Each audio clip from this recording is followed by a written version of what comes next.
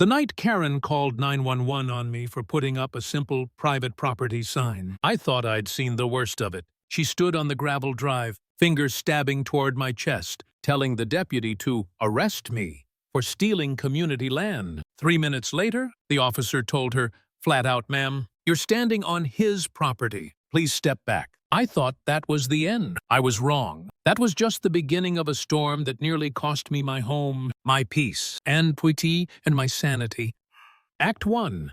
The conflict begins. I'm John Parker, 39 years old, and a couple of years back, I bought a lakeside cabin to get away from the noise of the city. It was supposed to be my sanctuary wood smoke, fishing at dawn, and my golden retriever, Duke, snoring on the porch. The land isn't even inside the HOA boundaries, but the gravel road cuts through Cedar Ridge, so I always kept my head down and minded my business. That worked until Karen Miller decided my land was hers. The first sign of trouble was subtle. I came back one Saturday to find strangers lounging in folding chairs right on my dock. They told me Karen said, "This is the community trail." I showed them the deed with the county stamp. Clear survey lines didn't matter. Karen waved it off when I confronted her. "Paperwork can say anything," she sneered, "but this land has always been shared." From there, it snowballed. Delivery guys turned back because the HOA president said, "You don't belong here." Flyers appeared on my door,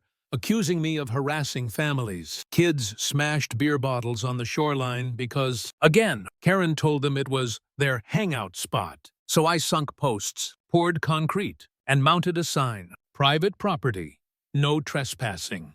That's when she lost it. She marched straight onto my gravel drive, called 911, and demanded the sheriff lock me up. Deputy Mark Harris showed up, calm as ever. Karen screamed about her lake. Harris just pointed at the survey stake and said, "Ma'am, you're standing on his property. Step back." She froze, red with fury, then hissed, "This isn't over." And from the way she looked at me, I believed her. That night, I pulled copies of every deed and parcel map from the county clerk's office, sealed in plastic, stacked by my front door. I painted purple stripes on the trees marking my boundary, installed solar lights and trail cams. Still, my gut told me it wouldn't be enough. Sure enough, 2 days later, my neighbor Ben Carter, quiet guy but a member of the board, stopped me on the road. "John," he said, "she's trying to claim your parcel as a historic easement. Watch your back." I knew then this wasn't just a neighborly spat. It was war. Act 2. Escalation and doubt. The first escalation came on 4 wheels. ATVs, half a dozen teens roaring across my lawn like it was a motocross track. One of them yanked at my sign, trying to tear it down. I filmed everything, called 911. Harris came, took IDs, wrote up trespass reports. Karen pulled up in her SUV mid-scene, yelling that they were volunteers maintaining the trail. Harris tapped the survey marker with his boot. Tradition doesn't overrule a deed. The kids looked embarrassed. I told one of them, "You could have just asked me. I'd have shown you the public trailhead." He glanced away. Damage done. But the seed of doubt was planted in them. Not me. The next morning, 3 county trucks rolled up environmental, building code, animal control. Somebody had filed complaints. Leaking septic, unsafe dock, aggressive dog. I didn't have to guess who. Karen stood across the road with her phone raised, recording. Lucky for me, my lawyer, Avery Collins, had been expecting this. "You can inspect the dock, the lines, the dog, but no one sets foot inside without a warrant," she told them. Inspections came back clean, water pure, dock solid, Duke wagging his tail like a goof. They left empty-handed. Karen didn't. She left spitting nails. Then came the tow truck. One afternoon, a flatbed pulled in. Driver starting to hook up my pickup. "HOA order," he said. Avery showed up, arms crossed, waving the deed. "This isn't HOA property. If you drag that truck an inch, it's grand theft auto." The driver blinked, dropped the chains. "Not worth prison, lady," he muttered to Karen. She screamed, "I run this community." He drove away, shaking his head. But Karen wasn't giving up. She went bigger. One evening, torches and megaphones, a crowd gathered on my gravel drive, chanting, "Our lake, our lake." Karen shouting through the bullhorn that I was a land grabber. My heart pounded. Every instinct told me to shout back. Avery whispered, "Don't give her the viral video she wants." So I raised my voice, not in anger, but steady. "This is my land. I care for it. I maintain it. Sharing is kindness. Forcing is theft. And then quiet. A teenager's voice broke through. Mrs. Miller. My dad showed me the county map. It says it's his. The crowd shifted. Karen shrieked at the kid, but Harris stepped in and dispersed everyone for trespass. As they left, Karen leaned close to me, eyes cold. I'll take everything from you. That night, sitting on my porch, I nearly believed her. For the first time, I thought about selling, cutting my losses. The cabin that was supposed to heal me had turned into a battlefield. I asked Avery straight. Maybe she's right. Maybe it's not worth it. Avery shook her head. Peace is worth protecting. And you're not fighting alone anymore. Her words kept me from packing up, but doubt clung to me like smoke.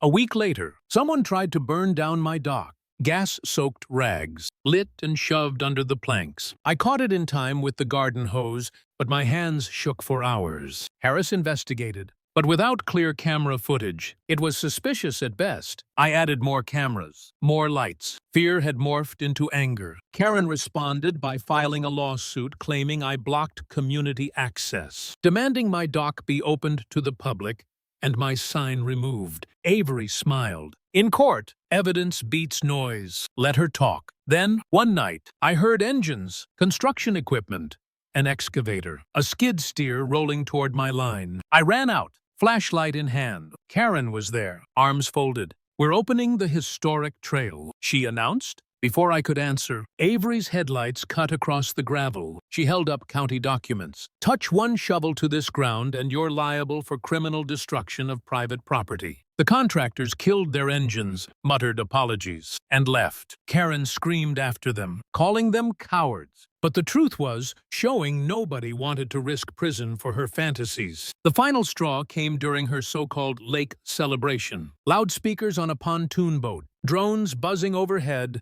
dropping flyers that claimed my land was open access. Neighbors partying on the shoreline like it was a carnival. Rangers and deputies showed up fines for noise. Illegal drone use. Safety violations. One grill tipped. Flames licking dry pine needles. I dove with a kid named Logan to shove it back to safety. Dousing it with bottled water. Fire doesn't care about HOA rules. I told him. For the first time, a neighbor looked at me not as an enemy, but as someone protecting the place they all loved. And that's when I knew I wasn't leaving. Not now. Not ever. I gathered every piece of evidence into a thick binder. Trespass reports, inspection results, video clips, witness statements. Neighbors like Emily Shaw and her father started showing up with trash bags, helping me clean up the mess Karen's parties left behind. Even Ben Carter whispered that the board was fracturing, that people were tired of Karen's crusade. I had my turning point. I was done being her victim. I was ready to fight back where it mattered under oath. Act 3. The Showdown. Court day. Fluorescent lights. Stale coffee. A stack of exhibits taller than Duke's head. On my side, Avery. Deputy Harris. Neighbors willing to testify. On hers, Karen with binders of community records, flyers, and a map she literally drew in crayon to show the historic trail. Avery laid it out like a hammer on steel. Deed with county seal. Photos of the purple paint marks on boundary trees. Official inspection reports clearing me of every violation. Videos of ATVs tearing up my lawn. Kids admitting Karen told them it was community land. Statements from the tow truck driver, the construction crew, both saying Karen ordered them to act outside their authority. Neighbors swearing Karen misled the community and doctored newsletters. One by one, the bricks of her empire cracked. Karen tried to argue tradition and community heritage, waving her arms like a preacher. She pointed at her homemade map. The judge's eyebrow barely twitched. Mrs. Miller, traditions are not titles, and this map is not a legal survey. When it was my turn to speak, my voice didn't shake. I never tried to keep anyone from enjoying this lake. I just refused to let someone erase the boundaries of my home. Sharing is generosity. But what Karen demanded was surrender. Avery's closing line drove the nail. Noise fades. Evidence remains. This was not community stewardship. This was harassment and attempted land theft. The gavel came down hard. Restraining order granted. HOA ordered to issue a public correction. Rescind every bogus violation. Pay fines for unlawful actions. and Karen Miller removed as president, referred for investigation into possible criminal conduct. She stood there, white-knuckled, speechless at last. I went home, set my private property sign upright again, closed the binder, and set it on the shelf. Duke curled up at my feet, the lake calm at last. No cheers, no celebration, just a long, steady breath. Closing line lesson. Boundaries exist for a reason, and if you don't defend them, someone like Karen will cross them every time.